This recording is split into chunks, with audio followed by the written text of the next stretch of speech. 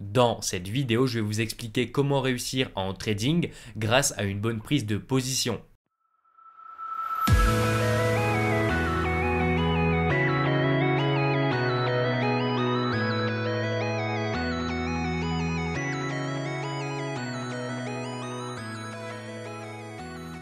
Bonjour à tous et j'espère que vous allez bien. On se retrouve aujourd'hui pour la troisième vidéo de la série Comment réussir en trading qui s'intitule Prise de position.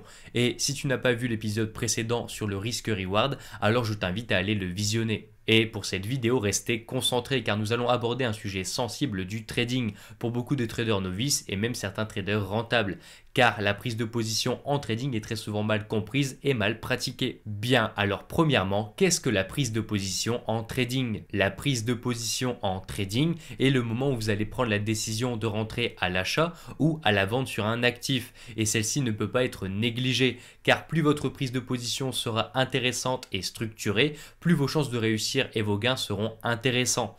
Et si vous rentrez mal sur le marché, alors vos résultats ne seront pas intéressants, voire perdants. Oui, la prise de position en trading est la dernière étape avant d'être confronté au marché. Et si celle-ci vient être faite sans structuration, alors vous ne serez jamais gagnant sur le long terme. Et au contraire, si votre prise de position est réfléchie et préparée à l'avance avec des confirmations bien précises, alors vous augmentez grandement vos chances de devenir un trader rentable. Bien, premièrement, les fondamentaux techniques d'une bonne prise de position en trading. Les fondamentaux techniques s'appliquent sur tout type d'analyse chartiste, que vous tradez le price action ou autre, et les fondamentaux que je vais vous présenter et vous recommander d'utiliser sont pour n'importe quelle stratégie indispensables à son bon fonctionnement. Premièrement, la clôture de bougie avant de prendre une position. Oui, la clôture d'une bougie sur votre graphique est indispensable pour avoir de bonnes probabilités de réussite, car celle-ci va confirmer ou non si votre opportunité est valable.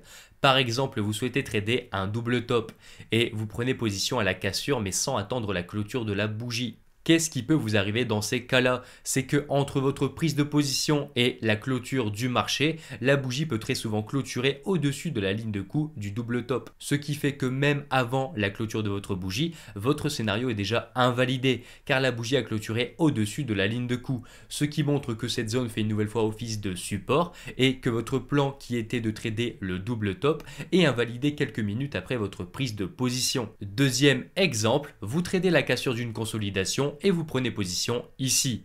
Seulement, encore une fois, la bougie n'a pas clôturé et vos probabilités ne sont pas vraiment intéressantes car vous pouvez vous faire invalider votre scénario directement avant même d'avoir vu l'évolution de votre trade. Vous comprenez donc la dangerosité de prendre un achat ou une vente sans attendre la clôture de votre bougie. Et je vous le garantis par mon expérience, ne prenez jamais d'opportunité si la bougie n'a pas clôturé.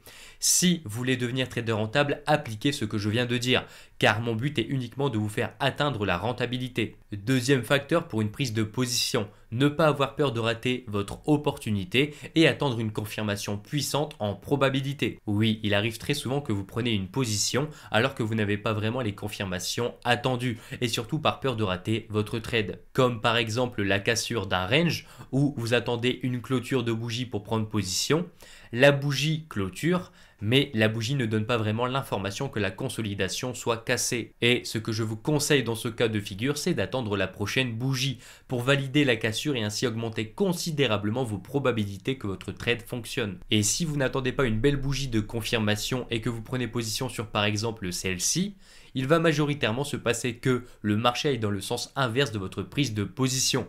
Mais alors pourquoi? Simplement car l'analyse technique n'est pas ultra précise et qu'il y a des chances que cette zone soit une forte zone pour les intervenants. Et cela arrive dans pas mal de situations, comme les cassures de range, la cassure d'un canal ou encore une figure chartiste. Et donc, vous comprenez que rester spectateur et prendre une position uniquement quand vous avez une belle bougie qui confirme votre opportunité, c'est de loin la meilleure chose à faire pour réussir votre trade. Ne paniquez pas, n'ayez pas peur de rater vos opportunités, car vous en trouverez des milliers d'autres. Attendez une belle bougie pour valider et augmenter vos probabilités, et ensuite vous pouvez lancer un trade à la vente ou à l'achat. Troisième grande partie d'une prise de position, avoir un bon volume d'acheteurs ou de vendeurs pour prendre une position en continuation de tendance. Oui, encore une fois un principe de base, mais que trop de traders oublient.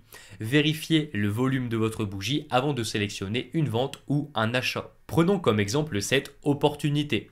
Cette structure est intéressante car elle présente un canal baissier. Et pour prendre une position dans un canal baissier, nous allons rechercher un point haut. Le marché vient créer un nouveau haut sur notre résistance oblique. Et maintenant, quelle confirmation de bougie nous allons attendre pour prendre une position? Certains te diront de prendre position à la première bougie rouge. C'est faux. Attendre un rejet, quel que soit le volume ou la couleur de la bougie, c'est faux. Pour prendre une position en continuation de tendance, il va falloir attendre une bougie avec un volume intéressant qui montre que maintenant le marché est prêt à continuer sa baisse. Et donc sur cette opportunité, la meilleure entrée se trouve ici.